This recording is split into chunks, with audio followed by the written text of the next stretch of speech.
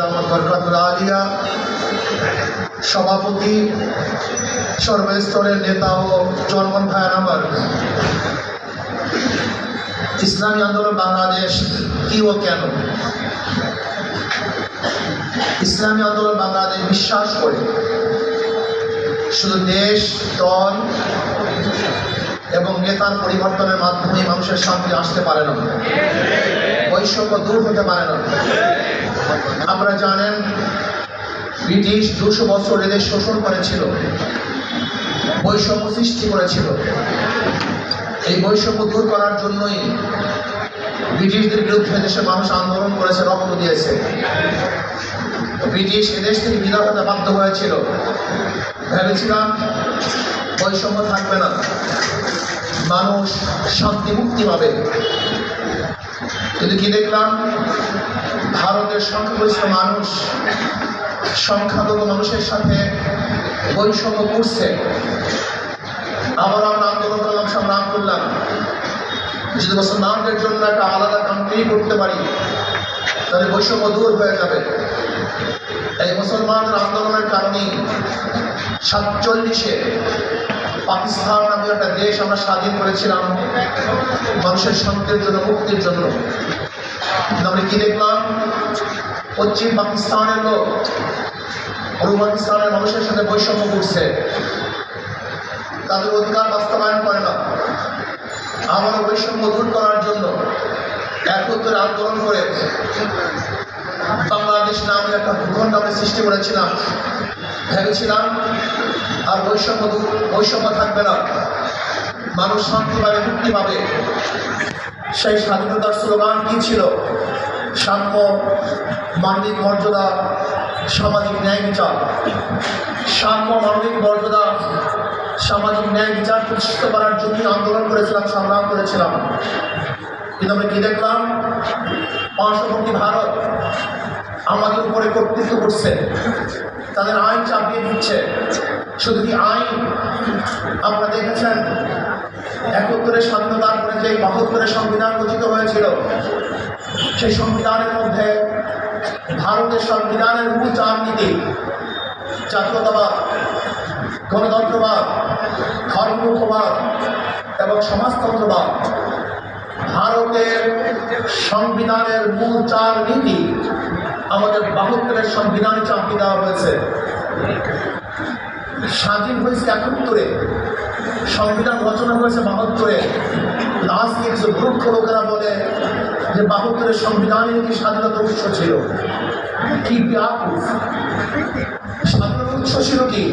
সাম্য, মানবিক মর্যাদা, সামাজিক ন্যায় বিচার। শুধু কি তাই, ভারতের সেই সরকার আমাদের দেশের জাতীয় সঙ্গীত আমাদের দেশের কোনো মানুষই দিতে পারে নাই। আজকে আমাদের জাতীয় সঙ্গীতের যে রচয়িতা, সে আমাদের দেশের নাগরিক নয়, অন্য দেশের নাগরিক। এটাও জোর করে ভারত আমাদেরকে চাপিয়ে দিয়েছিল। ভেবেছিলাম আমাদের মধ্যে সাম্যতা রাখতে হবে, মানবিক মর্যাদা প্রতিষ্ঠা হবে, সামাজিক ন্যায় বিচার প্রতিষ্ঠা হবে, মানুষের বাক শক্তির অধিকার পাবে, যেখানে সমস্ত মানুষ স্বাধীন থাকবে। বৈষম্য থাকবে না ঋষিদের মধ্যে, বৈষম্য থাকবে না কামারদের মধ্যে, বৈষম্য থাকবে না জেলেদের মধ্যে, বৈষম্য থাকবে না তাঁতিদের মধ্যে, বৈষম্য থাকবে না পুরুষের মধ্যে, বৈষম্য দূর হবে মহিলাদের মধ্যে। যেখানে বৈষম্য থাকবে মুসলমানদের মধ্যে, খ্রিস্টানদের মধ্যে, ইয়াহুদীদের মধ্যে। বাংলাদেশের প্রত্যেক নাগরিক বাংলাদেশের জনগণ হিসেবে সমান অধিকার ভোগ করবে, তারা শান্তিতে বসবাস করবে, বাকশক্তির অধিকার থাকবে, আমাদের মানবিক ইজ্জত এবং আব্রুর অধিকার নিয়ে তারা বসবাস করবে। আমরা কি দেখলাম, আজকে 71 থেকে 2024 পর্যন্ত 53 বছর যারা ক্ষমতায় ছিল, তারা বৈষম্য দূর করতে পারে নাই, মানুষের অধিকার প্রতিষ্ঠিত করতে পারে নাই, ক্ষুধার্ত মানুষের ক্ষুধা নিবারণ করতে পারে নাই, বস্ত্রহীনকে বস্ত্রের ব্যবস্থা করতে পারে নাই, চিকিৎসক মানুষকে চিকিৎসা ব্যবস্থা করতে পারে নাই, যারা খোলা আকাশে নিচে ঘুমায় তাদেরকে সুন্দর আবাসস্থানের ব্যবস্থা করতে পারে নাই। আজ হাজারো বাংলাদেশের নাগরিক যারা গরিব, মেধাবী, কিন্তু অর্থের কারণে উচ্চশিক্ষায় শিক্ষিত হতে পারছে না। এর কারণটা কি? যারা এই ক্ষমতায় ছিল তারা এই জাতি, এই গোষ্ঠী, এই দেশ নিয়ে চিন্তা করে নেই, তারা দল এবং ব্যক্তিগত দিকে চিন্তা করেছে। মানুষের ভাগ্যের পরিবর্তন হয়নি।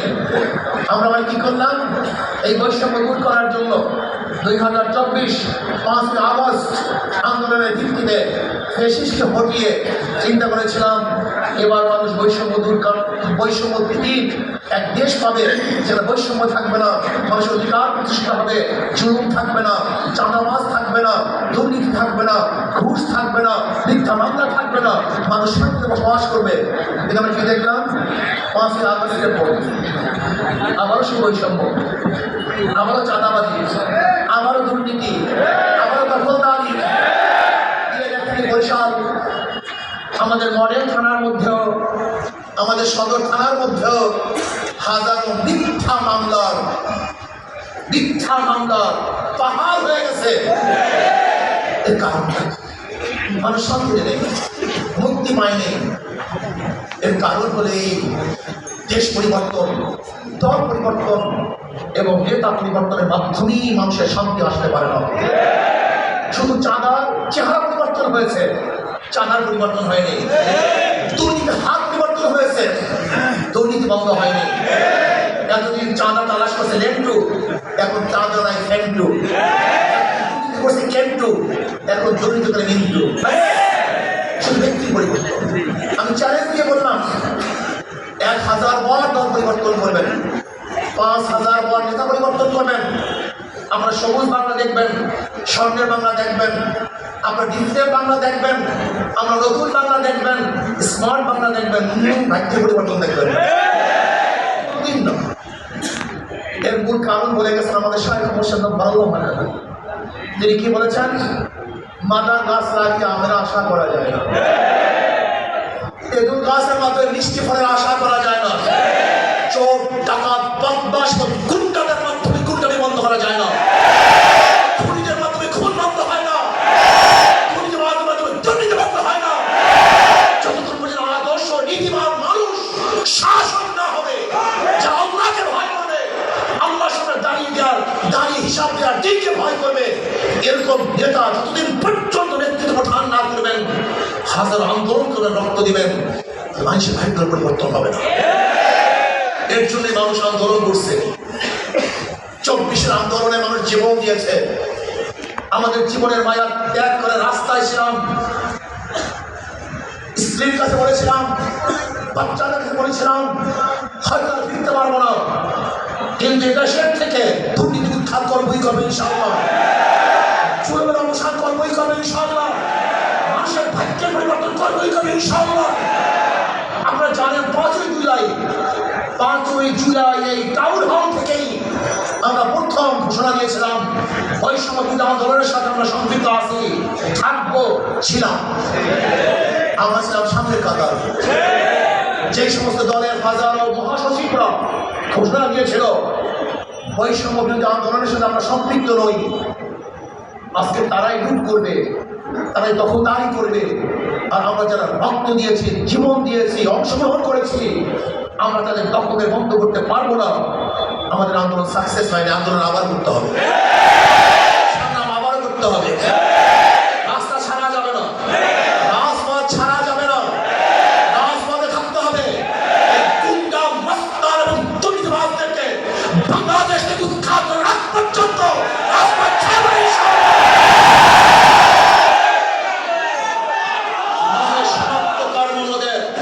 অবকাশ করে বিশ্রামের এখনো জুলুম চলতেছে, অত্যাচার চলতেছে।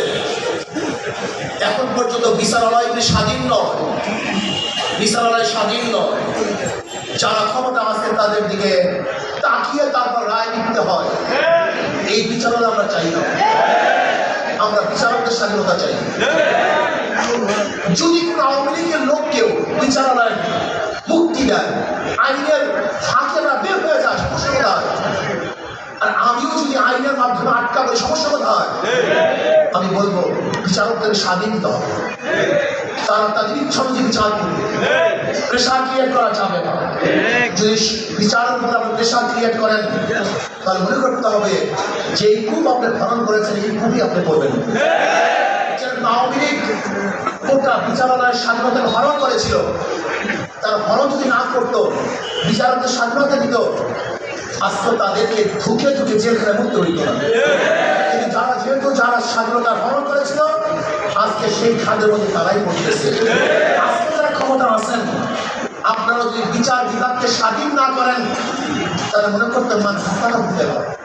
যে কুয়া খুঁজে সেই কুদায় আপনাকে করতে হবে। এর জন্য বিচার স্বাধীনতা চাই, বিচারকের স্বাধীনতা চাই, তার বিচার করে স্বাধীন হবে। কারণ দিকে তাকিয়ে তারা বিচার করতে পারবে না। আমরা স্বাধীনতা চাই প্রত্যেকটা মানুষের, আমরা স্বাধীনতা চাই প্রত্যেকটা গোষ্ঠীর, আমরা স্বাধীনতা চাই এই বাংলাদেশের জন্য। এই বাংলাদেশের জন্য স্বাধীনতার জন্য প্রয়োজন হলো ইসলাম। ইসলামের বাহিরে কেউ স্বাধীন করতে পারে না, কাউকে তার অধিকার প্রতিষ্ঠা করতে পারে না। এই ইসলামকে যদি আমরা প্রতিষ্ঠা করতে পারি, আদর্শবান ব্যক্তিকে যদি ক্ষমতায় বসাতে পারি, তাহলে দেশের মানুষ শান্তি পাবে, মুক্তি পাবে। আজকে বিডিআর হত্যা এটা পরিকল্পিত ছিল, পিলখানার বিডিআর হত্যার পরিকল্পনা ছিল। হাজারো নির্দোষ মানুষ জেলখানায় ভুগতে মরছে, হাজারো নির্দোষ বিডিআররা চাকরি হারিয়েছে। আমি অন্তর্বর্তী সরকারকে বলবো, পিলখানার ঘটনাকে সুষ্ঠু তদন্ত করে যারা দোষী তাদের শাস্তির ব্যবস্থা করুন, আর যারা দোষী না তাদের ছেড়ে দেওয়ার ব্যবস্থা করুন। আমি বলবো অন্তর্বর্তী সরকারকে শক্ত হাতে দেশ পরিচালনা করেন। কে ক্ষমতা আসবে? অনেকেই ভেবেছেন যে আমরা ক্ষমতা আসতেছি। আপনি কি ভেবেছেন 2024-এর 5ই আগস্টের আগের অবস্থা আর 2024 5ই আগস্টের পরের অবস্থা এক না।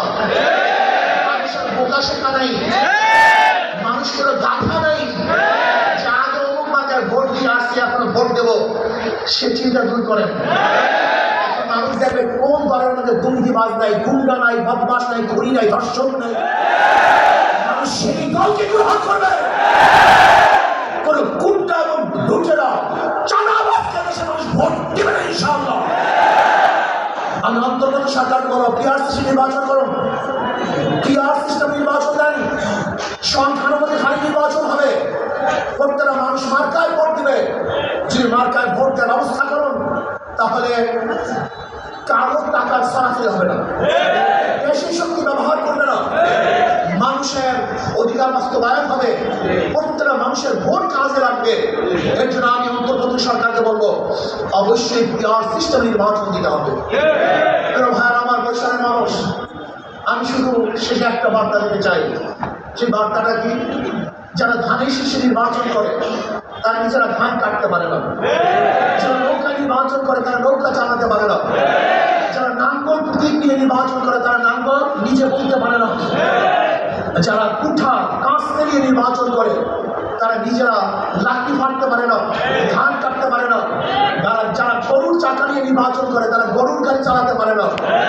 কিন্তু হাত পাখে এমন এক প্রতীক, যে নির্বাচন করে সেও চালাতে পারে।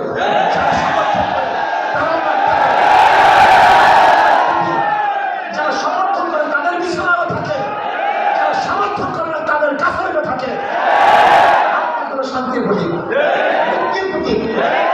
হাত পাখা এমন এক প্রতীক, ইলেকট্রিসিটি ভেদ করবে, কিন্তু হাত পাখা আপনাকে ছড়ে চলে যাবে, শান্তির প্রতীক। আমি বিশ্বাস করি সর্বজনীন হাত পাখা হিন্দুরা ব্যবহার করে, খ্রিস্টানরা ব্যবহার করে, ইহুদিরাও ব্যবহার করে, মুসলমানরাও ব্যবহার করে, পুরুষরা ব্যবহার করে, মহিলারা ব্যবহার করে, বড়রা ব্যবহার করে, ছোটরা ব্যবহার করে। হাত পাখা আছে